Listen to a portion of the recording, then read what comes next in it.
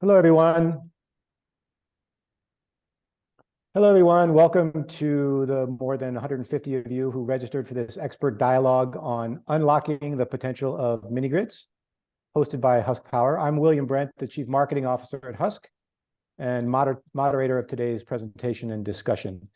Before we start, I wanted to just share a few guidelines for the next hour. We're going to really try and keep it to an hour. So for everybody who's listening and participating, please try to keep your comments and questions concise.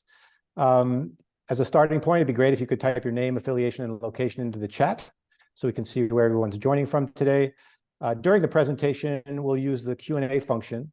So please type any questions you have in the Q&A as we listen to the presentation. Then following the presentation, besides continuing to write those questions in the Q&A section below, you're also welcome to use the raise the hand feature, and we will call on you, time permitting, to ask a question or make a brief comment.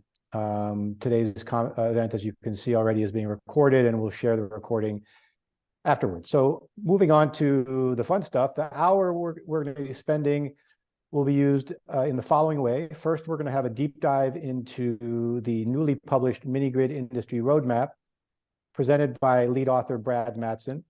And that's going to be followed by a dialogue including our three special guests, Grace Perkins, who's the operations director at the Africa Minigrid Developers Association, known as AMDA, Wale Shonibare, who's director, Energy Financial Solutions, Policy and Regulation at the African Development Bank, and Ignacio Perez-Arriaga, who's interim director of the African School of Regulation, among many other affiliations, which I don't have time to list out. Before I let you start, Brad, I just wanted to provide a little bit of background about Brad to help our audience understand why he's worthwhile paying attention to.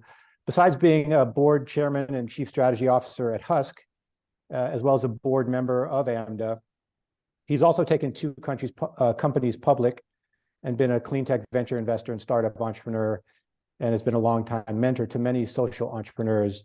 But I think most important for today's discussion is actually the fact that he's guided the semiconductor industry to global scale, in large part by creating the first roadmap for that industry as well. So with that, Brad, let me hand it over to you. Thanks, William. And I'm going to share my screen here. Okay. And is my screen being shared properly? Good. Yeah, we see it, Brad. Okay, very good. So as William mentioned, Brad Mattson, Chairman and Chief Strategy Officer at Husk Power. And this is a roadmap to sustainable and scalable mini-grid industry. And sustainable in this context, we'll see later, is about profitability, because you can't really scale if you're not profitable. But I'd also say scalability in this case applies to climate, because most of the mini-grid industry is almost 100% renewable energy being used, as opposed to the traditional percentage of renewable energy in utility companies. So not only if you scale mini-grids do you achieve access to energy, but you also do it in a much more climate-friendly manner. So scalability in a couple of different ways. And I'll switch now just to setting the context. Is I think everyone knows the importance of energy in the mini-grid framework in that, but just wanted to remind everyone that this is, very important to the SDG 7 about affordable and clean energy. But really, the centrality of energy is key. If you see how many of the SDGs really are impacted by energy, fuels most economies. And really the mini-grids are the solution to many of these development goals, because mini-grids are also very key to SDG 7. But I won't go into that too much detail. I think most of the listeners already understand that. But I want to talk about the challenge, because indeed energy is very central to a lot of the solutions, but mini-grids have really yet to scale to meet the needs. And whenever you see an industry working for decades and having still some challenges there, so there must be really kind of systemic barriers to sustainability and scale. And so we've done a kind of a deep dive into this and looked at what have been the issues. So on the sustainability, talking about profitability of the industry in this case, we know it's very important that that comes first. Before you can scale, you really have to become profitable. And I've been going out fundraising in this sector, so I know firsthand, talking to investors, what they complain about. And one of the challenges people talk about the most is having a viable business model, a commercially viable business model. And then digging into that, being kind of how key that is to the whole sustainability, we find that there are three big factors that come out. One is obviously cost. Cost is really interesting in that it's critical to both the profitability. If you're a mini grid company, that's the cost of your product, but also it's important to the growth of the sector. I mean, if the costs are too high, then energy consumption goes down. And so really it's both growing the market and the players in the market being profitable. So cost is very central. And we notice that a lot of people don't even use what is kind of a globally used factor to measure that, which is LCOE, rather than cost per connection. So we think cost and how we measure both is important. Secondly, whether we're working off-grid or under the grid, and quite a bit of what Husk does is under the grid. And you find that in that case, quality and service level are very important for a couple of reasons. One, if there's an underdevelopment of, or kind of a weak grid, we call it, then a lot of industry doesn't take off. A lot of businesses can't grow if you don't have reliable power. So the quality and getting the availability of energy up over like 98% availability is very key to growing the sector. So we find that this one is very important both under the grid and of course off grid. But probably of these three, the one that we think isn't paid attention to in the industry enough is demand.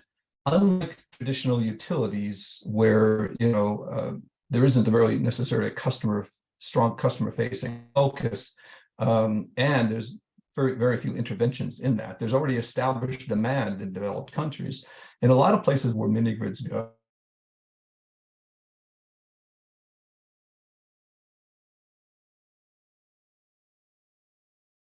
of course, if you don't have demand, you don't have the revenue to get to the profitability.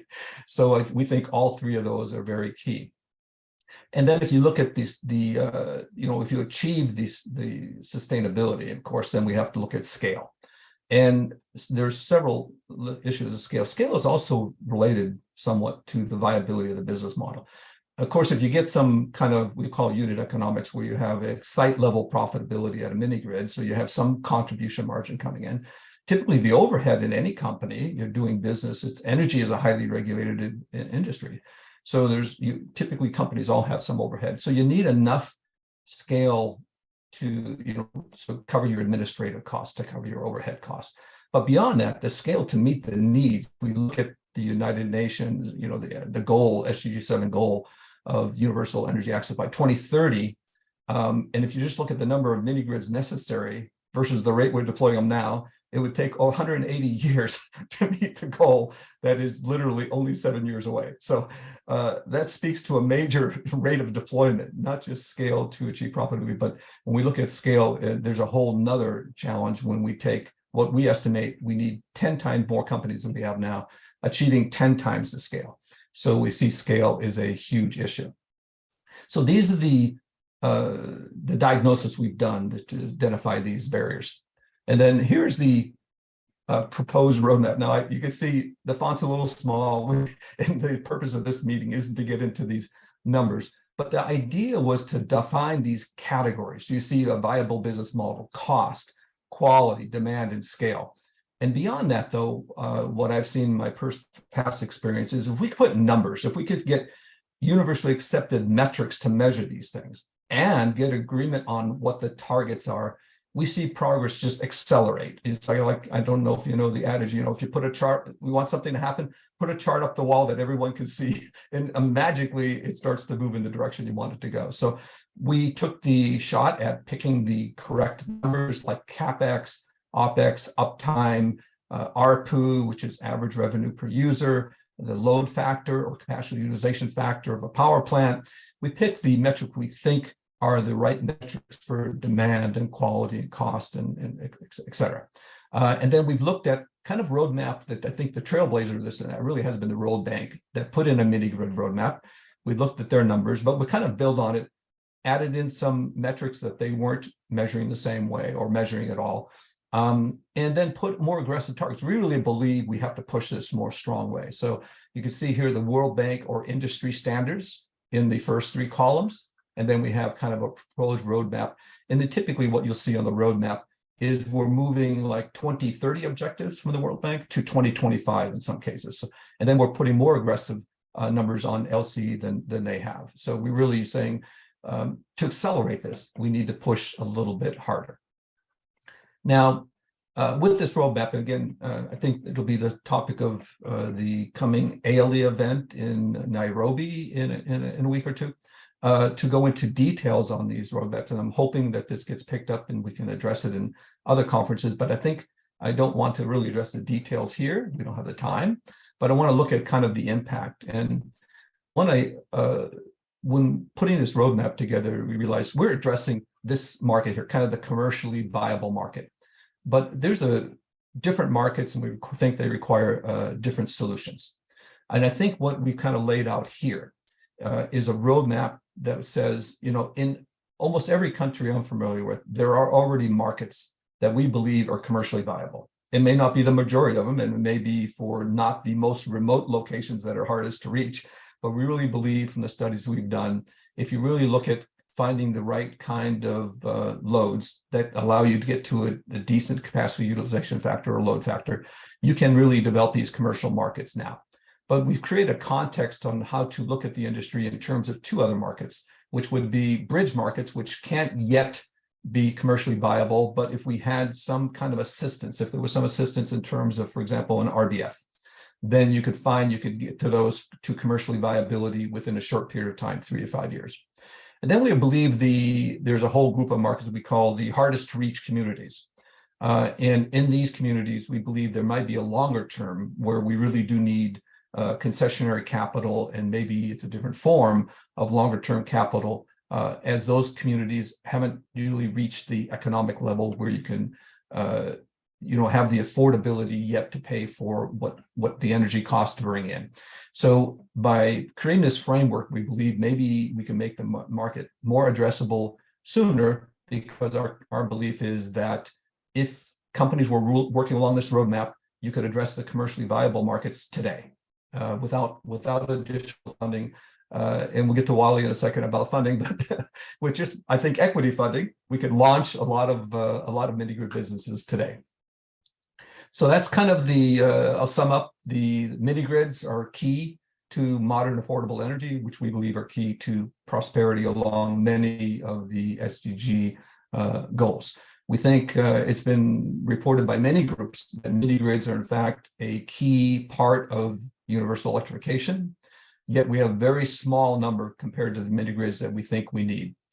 As William was saying, I believe a roadmap could be helpful. I lived in the semiconductor industry for 30 years, and the publishing of a global roadmap accelerated companies involved, the supply chain, the equipment manufacturers, the use, everyone was really pulling the same direction. And what it did, what's interesting, is it drove investment in the correct technologies and the business models that allowed the entire industry to prosper.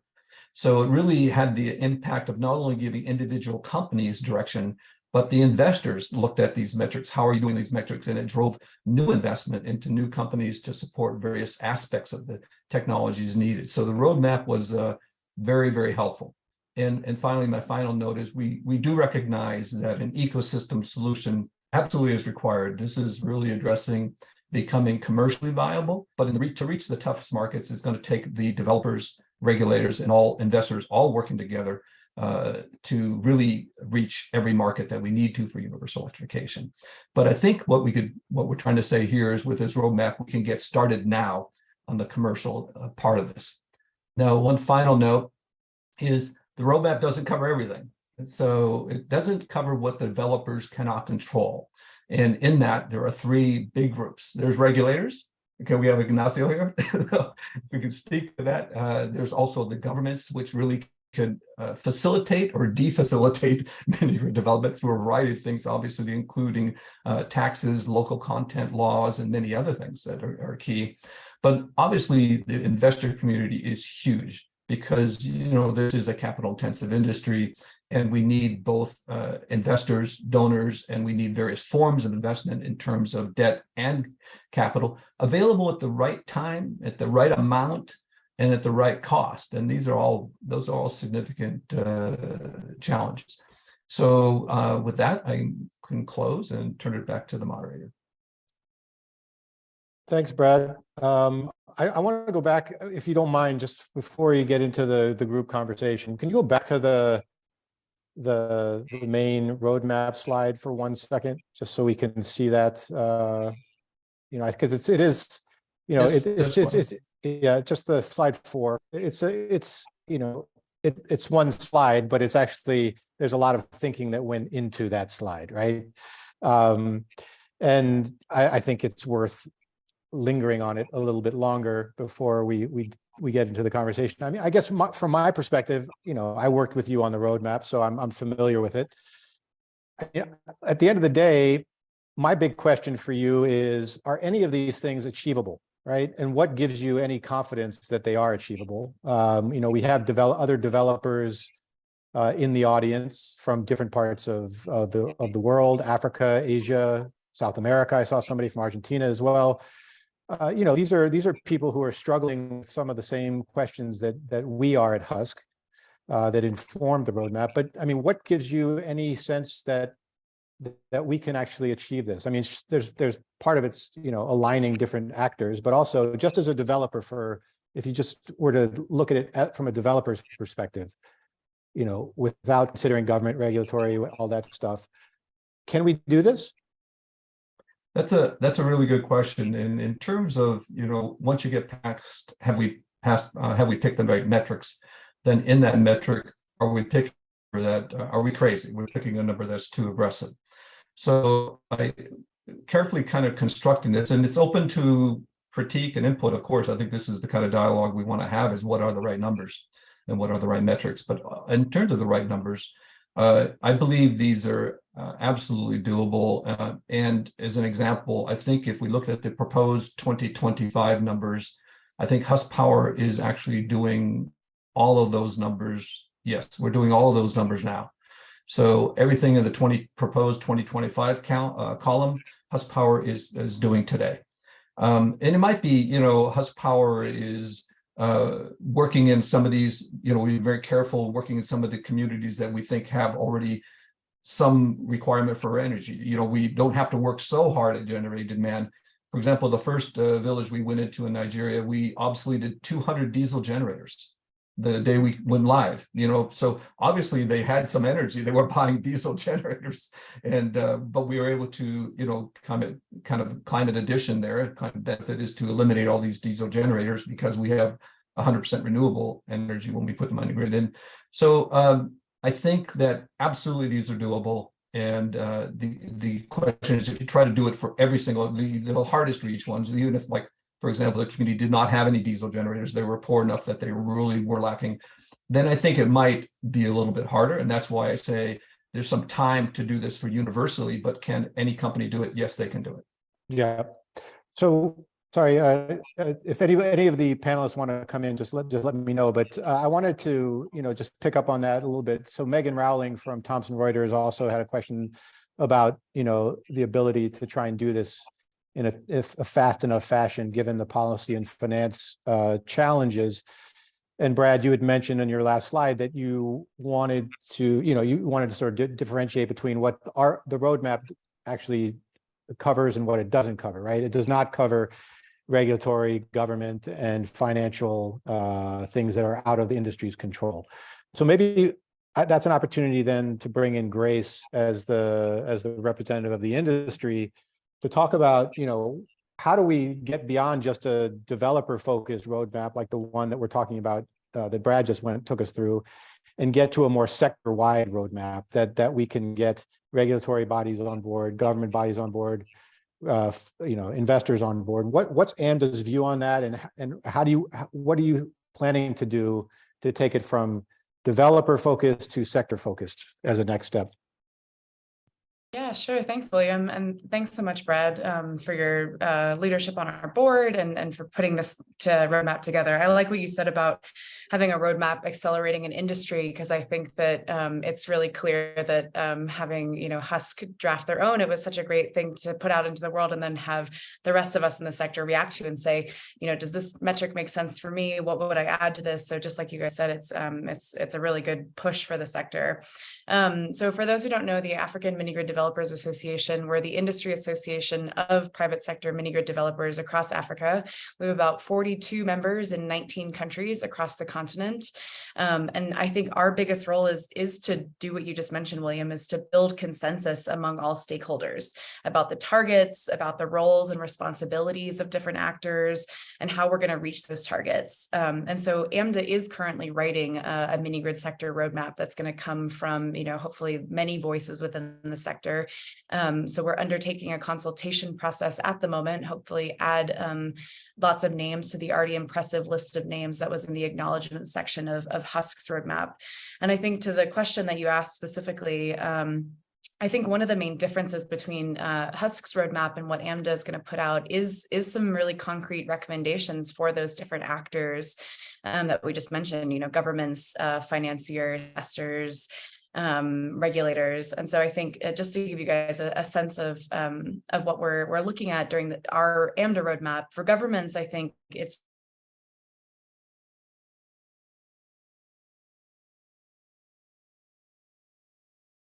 digitizing regulatory processes. I think we'll do that by taking portfolio approaches to mini-grid approvals rather than just treating individual sites one by one.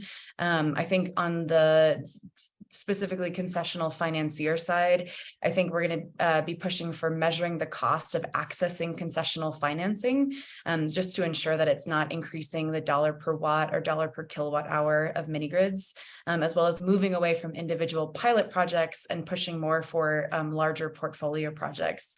And then finally, I'll just mention on investors, I think what those concrete actions would look like would be increasing ticket sizes so that developers are able to access capital in tranches larger than a few million US dollars at a time. Did I get it, Brad? So I love that. Yeah, so that's what I'd say is what we're looking for to come out of the AMDA. That's really great, Grace. Thank you so much. And obviously, whatever, I think that's going to be a major step forward for the industry, no question about it. And I look forward to deepening that conversation later this month. So, I mean, Wale and Ignacio, I mean, no pressure on you guys. I mean, all fingers are pointing towards regulation and finance, right? And how do you accelerate those things? Ignacio, you just hosted with the African School of Regulation recently a 3-day discussion around regulation specific to mini grids. So before I bring in Wale, maybe I could ask you to sort of be on the hot seat for a second and tell us, if you could, what you took away from those conversations and where you see the opportunities and where you see the challenges. What were the key conclusions that you reached from those conversations, I guess, is my question. Okay, well, thank you, William. Well, first of all, I think it's great to see the active debate about mini grids in Africa, very much needed, and great that the roadmap that you have prepared. At the ASR, we are glad to contribute, and we did, I think, with this conference on sustainable and scalable mini-grid business models. So I would say that I took 4 regulators, because we had different viewpoints there, 2 levels of messages. One that Grace has been commenting just now is implementation obstacles.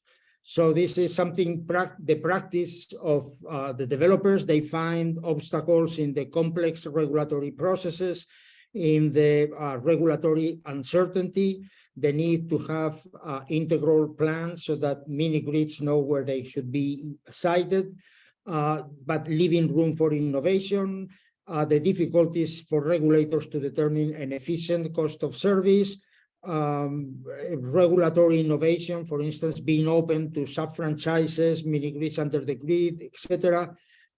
promoting technical standards, regulation by contracts when regulators are too slow, the possibility of having concession agreements, bilateral agreements that somehow avoid all the nitty-gritty of the regulation that is difficult to change, focusing on services as the product, so to increase the volume of the activity.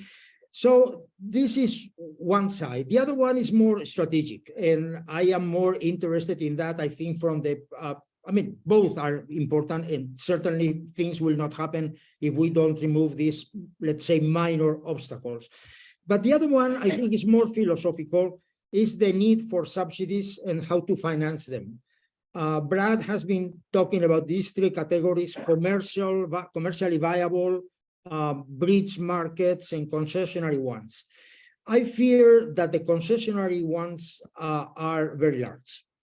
And you have been talking about, well, to reduce the cost, which is perfectly fine, and that will increase the number of business out there, because the bridge markets will become commercially viable. But still, there will be many that will have to pay too much. And as I said, I don't know, 25 times in my talks, I see the mountains 60 kilometers from Madrid, where people pay the same tariff as I pay in downtown Madrid. So we have permanent subsidies. And that happens in all countries in the world, that people in rural areas and urban areas pay the same. So why not paying the same in mini grids and people that are connected to the main grid? Of course, that will leave an important subsidy that has to be filled. So the big question is how to finance that. And well, part of that could be done through cross-subsidization. The industrial, the people connected to the grid will consume many more kilowatt hours than the people that are in the mini grids. So, one possibility is to raise the tariffs a little bit and pass that. And that could be done in a politically acceptable way if this is hidden in the tariffs, in the same way that is hidden in the tariffs that I pay more than my cost, and the people 60 kilometers from my house pay less, right? Then we can remove unnecessary subsidies that exist in many places in countries, wasting money. But the important approach, I think, it is that people are used to look at the problem in a static way. If you try to pay the subsidy of what is needed to deploy the mini grids that you want to do to achieve full electrification by 2030 in 7 years, that is an impossible mountain to climb. But if you think that you have 20 years to do that, that you could finance that long term, that you could have a comprehensive integral perspective that necessarily, if the government is doing that, has to include the 3 modes of electrification. You cannot think of a financial plan only for mini grids. And not for grid extension and standalone systems. So I think that it is possible to think in that comprehensive way. Of course, this is longer term. This is, more difficult than deploying medium-sized projects. But if we don't approach the problem of electrification in this way, demography in many African countries will go faster than electrification. So we have to include all modes. We have to think of a comprehensive financial plan. And I tell you that in most countries, or in many countries in Africa, this is financially viable. I've done the numbers very carefully for Uganda, which is not an easy country. More than 50% of the people don't have electricity. And you do the numbers right, and then by 2040, you are able to return the loans. Of course, you need concessional loans. You can do that smartly, and it is possible. And then all the mini grids that are needed will be built, and people will not be paying in mini grids much higher than the people that are connected to the grid. So Ignacio, so Uganda is, one of two out of 39 countries in sub-Saharan Africa that has a non-loss making national distribution company, right? So it's the outlier. So it's a maybe not necessarily the easiest model to replicate in other parts of Africa. Yes, it is. It is because yeah, everybody knows that UMEME is viable because it is responsible for what is already electrified. So, of course, the model that I am doing, it makes UMEME to go to extend the grid in the rural areas where it is not electrified, and this is more expensive. And then you have to do the math right for that. And I mean, the approach, it will take some time to explain, but basically the approach is that UMEME in that area will have to be doing an aftermarch operation, a concession for operation and maintenance only. And the money to do the investment will come through the development partners, through some national financial institution that already exists, and they will finance that electrification. And with the surplus that comes from collecting the tariffs in those areas, you could finance mini-grids and standalone systems. And the numbers click. Okay, I like the confidence. So in summarizing, so both implementation and strategic issues, doable, but not doable in 7 years, doable over a longer period of time. And not doable in all countries. I mean, unfortunately, there are some countries that have very low rate of electrification. They are very, buried in debt. And it will not be possible in 2030. It will be possible in 2037 or 2040 or later. But the approach has to be this one, has to be a comprehensive one. Agreed. And I think oftentimes mini-grids sort of get put in a, oh, you get the worst communities to serve bucket. And you know, that makes it very challenging without that strategic view that you're talking about there to support the mini-grid developers, right? So Wale, I mean, I believe the African Development Bank is funded by its member governments in part. You are, therefore, I think very familiar with governments across the region. You're also a financial expert, both, in terms of development finance, but also commercial finance. I mean, you're listening to all of this. Where do you sit? I mean, do you agree that there's a path forward? And do you think that the financial community, including the development banks, is ready to, be, tracked in terms of cost of accessing finance that Grace was talking about? Are we at a place where the finance community is ready for this? And if not, what's needed to get to a place where they are? Yeah, thanks very much, William. You are right. The African Development Bank is owned by 54 regional member countries and 30 non-regional member countries. So we do have access to all the governments, and the work that we do in mini-grids, you could say, is across the entire value chain. So you have the upstream, the midstream, and the downstream aspects of the work. So all that policy work upstream, the policy dialogue, talking to governments, looking at tariffs, getting the enabling environment right, we do that. And then when it comes to financing, there are various instruments that we have created in order to help the market move forward. And one thing I say is that, in order to have a sustainable mini-grid sector, you need sustainable financing. So where possible, as much as possible, we try and encourage financing in local currency, because, that's a huge risk in situations where you're collecting local currency. You need to be able to finance in local currency wherever possible. And that has influenced some of the instruments that we have created or invested in. So you all will be familiar with the Nigeria Infrastructure Debt Fund, NIDF.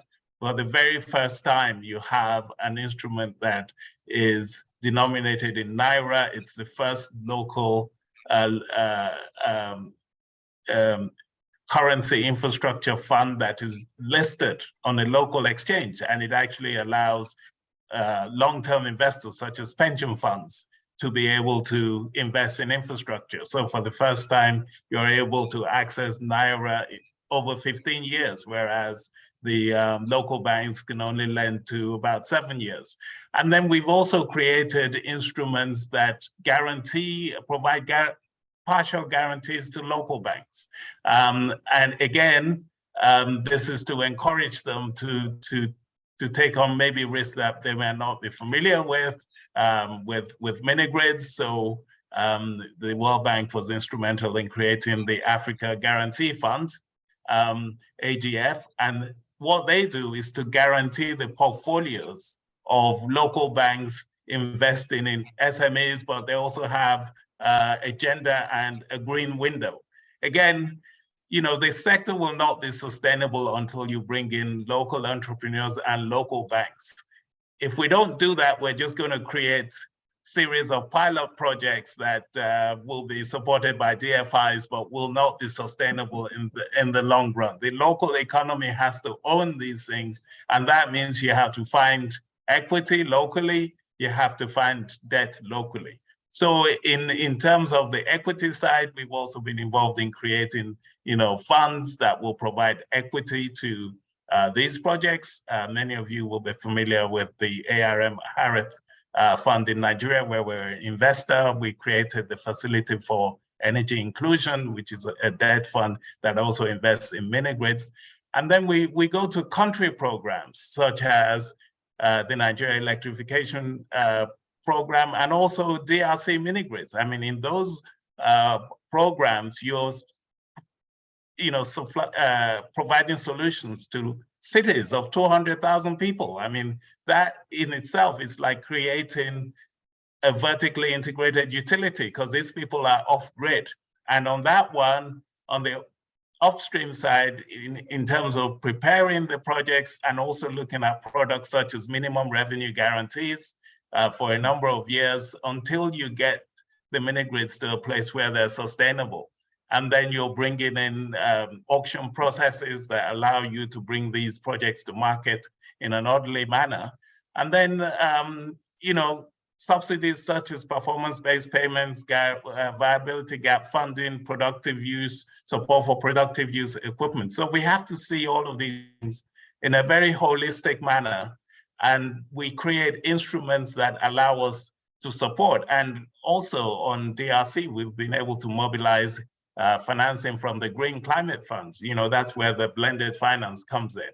And not every situation is the same. You have to create bespoke products that will work in specific markets to allow us to have a sustainable sector. I think that sustainability has many dimensions, both in terms of currency, in terms of costs, and also in terms of practices and building local skills and capacity. Thank you. That's amazing. There's a lot to process there. I mean, I think one of the things that, between you and Ignacio and alone, my brain is about to explode. But, I think that so local financial institutions, critical, both regional and national intervention.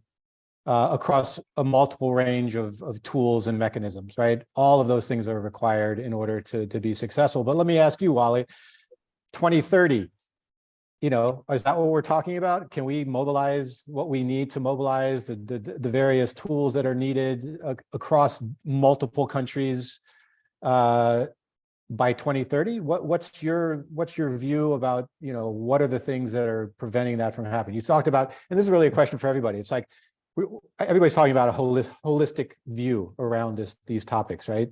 Mm. There's so many stakeholders involved. So let's start with you, Wale, but can we get there? And what's needed to sort of align all of these forces to go in the same direction? Mm. Yeah, we can certainly get there. I think we started on a continental level. First of all, we're supporting the continental master plan for electrification of Africa. And within have to look at different forms of electrification. So in some places, it doesn't make sense to try and take the grid, so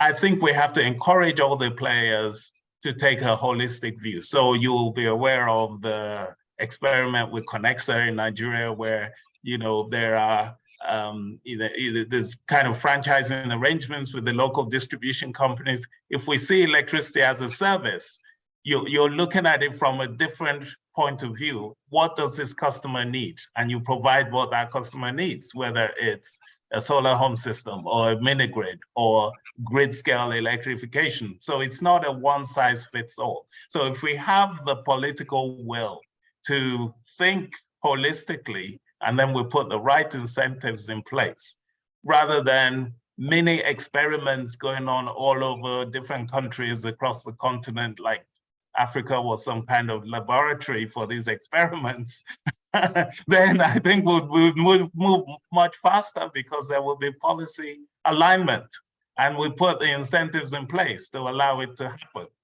I'm not saying that right now, but there's a convergence. We're getting the AU into the mix and the regional communities and the power pools, etc. Once we have that level of understanding, political will, and an alignment, I think we can do it. Thank you. No, I love the optimism. I'm always a little scared of the term political will. I think that's something that's not discussed a lot, but is critical to success. There are many questions coming in from the audience that I want to try and get to. But one of the questions I have for everybody, I guess, is around this framework that Brad put forward, right? Of different market types. Grace, Wale, Ignacio, do you agree with that framework fundamentally? Do you think that it's not granular enough? Should there be additional categories? How do you view that framework and whether it will hold for governments, for development finance institutions, et cetera? Grace? Thanks, Ignacio.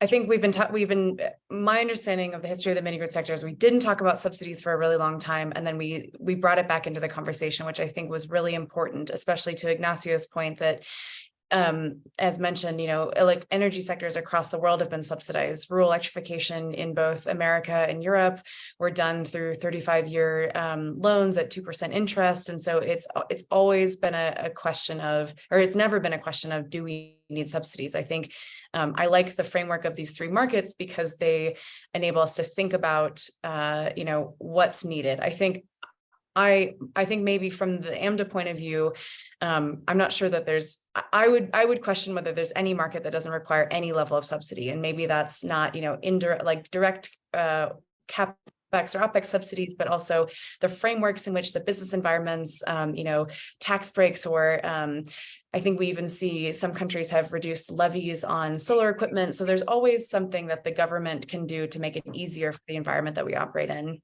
The thing I just wanted to mention about the concessionary markets is really just that most, I would say boldly that most markets probably started as concessionary markets. And so over time, slowly appliances come into a community. Slowly people are able to access a little bit more financing to get those appliances. And so I think that there's something that I think Ignacio was talking about. There's a patience aspect of this. And so we have to remember that over time, the demand will grow. There's a partner of ours in Kenya with the regulator, a really wonderful gentleman named Nixon, who says something every time we go to a site visit for, an approval from the regulator. He says, once people get electricity, they never want less of it. And I think that's really true. So I think that there's an aspect here that we will see demand grow over time. And I think it's a really great framework. And I just think we want to think a little bit more about those characteristics of each type. Yeah, thanks, Grace. Wale, Ignacio, dislike, any views on that? Well, no, I think that this classification is very useful. It's useful because it is encouraging in the sense that there is business out there. There are some mini grids that are commercially viable. Let's go for them. But please, with sustainable models, and some of the models that are being implemented are not sustainable. When you just push with some initial capital subsidy and then you forget about what is going to happen afterwards, it is very risky and it could fail. But even in that case, I think that starting from the dark side of the force, is fine if you have a mindset of moving to the bright side of the force, right? And then, of course, doing a big effort to reduce the costs and all that, that will make more mini-grids viable. But I am concerned, as I said before, about the crowd of mini-grids that are not viable and will not become viable because people are poor, and if they cannot pay the cost, even if the cost is being reduced. So in that, I will have a different opinion from the one by Wale. I think that if we look at Africa as a continent, the amount of money that is needed is not that huge, and it looks possible. If you are more granular and you look at country by country, I'm sorry to say that that is impossible. So you look at, I mean, Malawi, 15% electrification. How are you going in 7 years to get the funding to electrify 85% when the country is is at the limit of debt? And I mean, you have to apply the approach of the three categories. You have to apply, to do those mini grids that are close to some anchor loads, commercial, industrial, and they are viable, doing internal cross-subsidization, that's fine. You could reduce costs.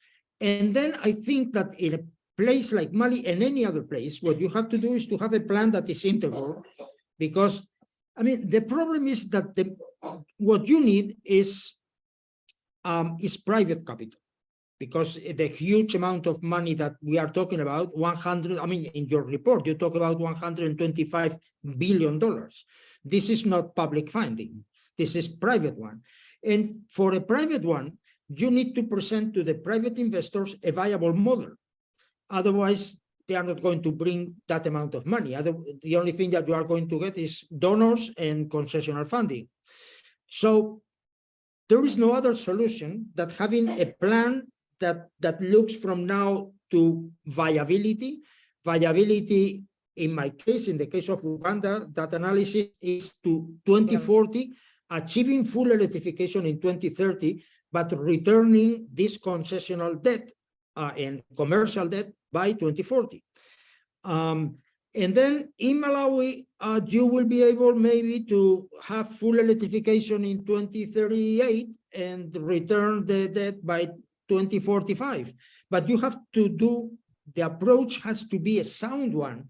You cannot just throw money and hope that things will happen.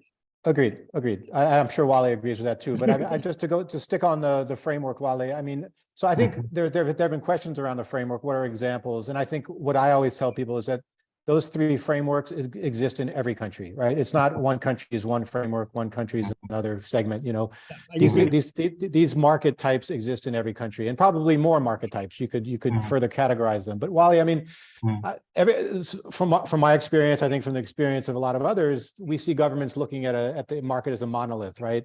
And it's sort of a blunt force, right? We're going to apply this to the whole country, even though different types of markets require different types of interventions, to what Ignacio is saying and what Brad said about the roadmap. But I mean, what's the view of the bank? And do you see governments starting to realize that this is actually the situation? Because I haven't yet.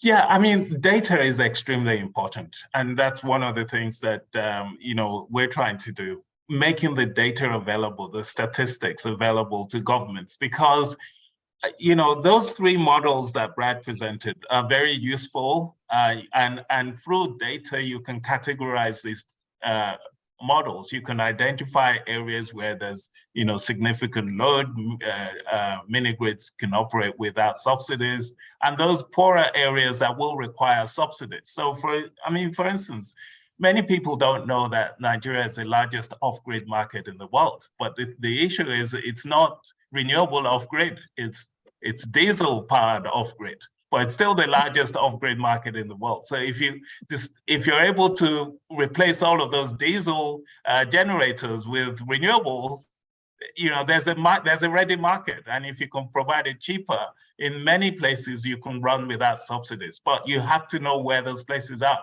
And it's not for the developers to necessarily go and find all those places. If we're able to work with the government and provide the information required to the investor, I think it helps us move much faster. And the other thing is, for Africa, you need to be able to aggregate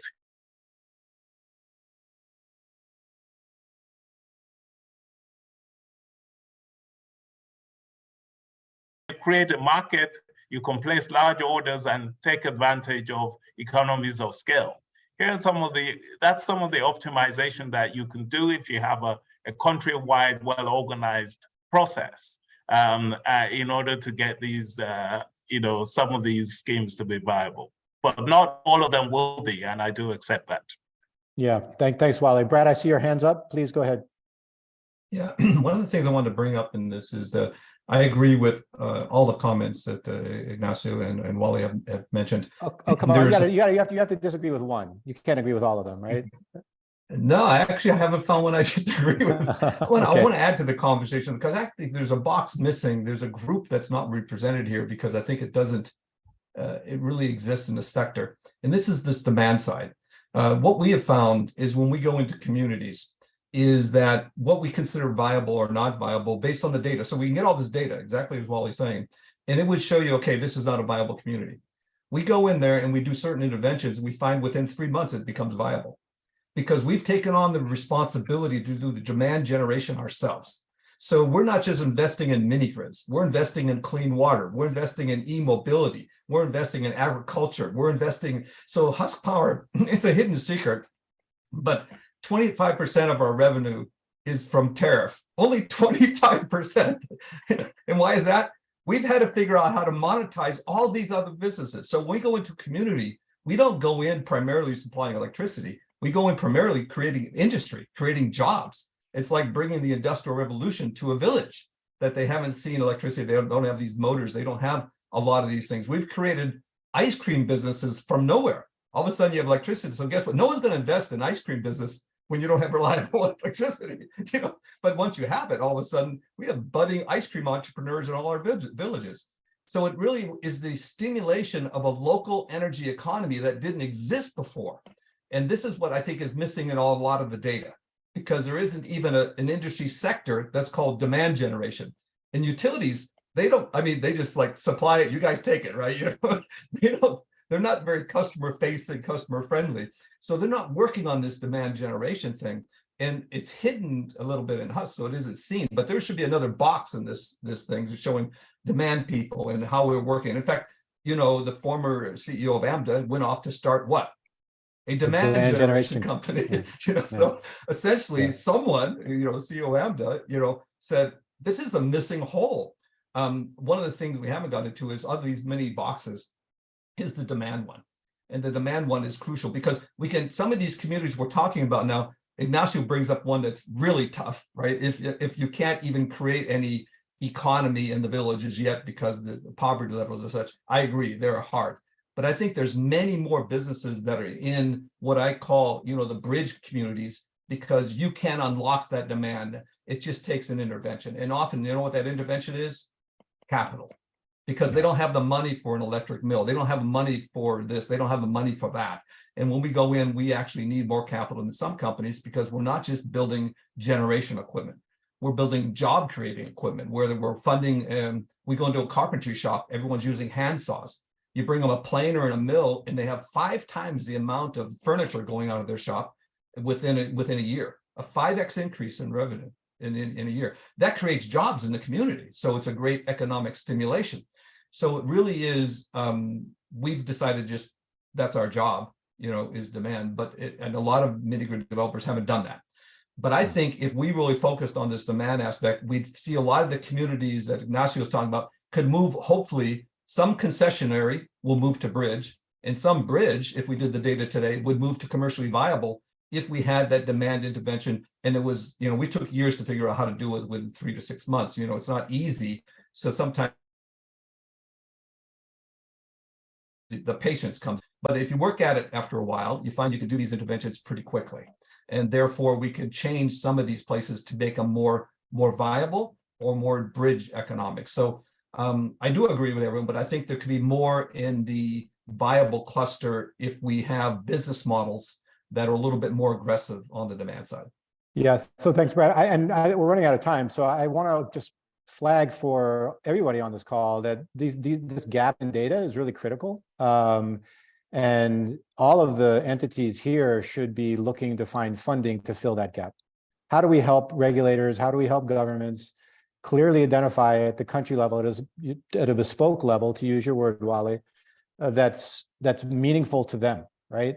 But also valuable to the developer and the investor, right? So that everybody can understand, what are we working from, right? What's the base that we're at today, and where do we want to go, and how do we move this many markets to this type of market, and those markets then to commercial, right? So I think there's a huge gap in information that will prevent accelerated deployment of mini grids. I think it's an important point. So a few questions. I mean, there's one around energy storage. We haven't talked about energy storage or gotten really much into the technical side of things, but one question around energy storage and its role in the viability of mini grids. Any 5-second to 10-second thoughts on that from the panel?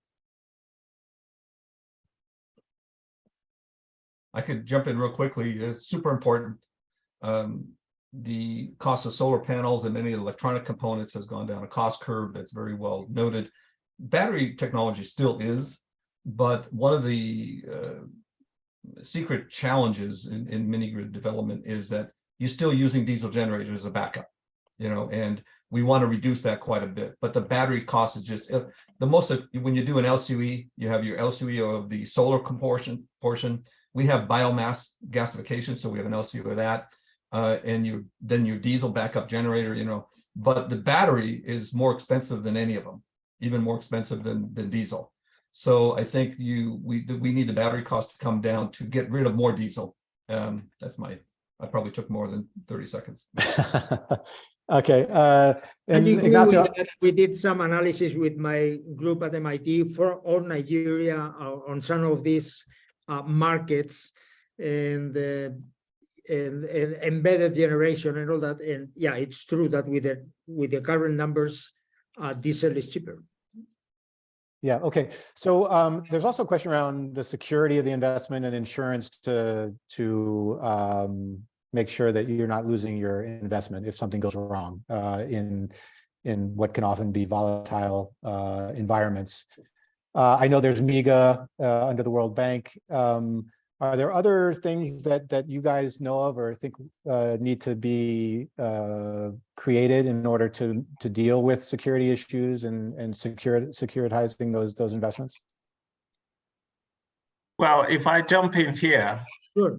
You have to reduce the distance between the investor and the investee companies and the user, because a lot of this talk around security tends to come from outsiders who are investing in the country.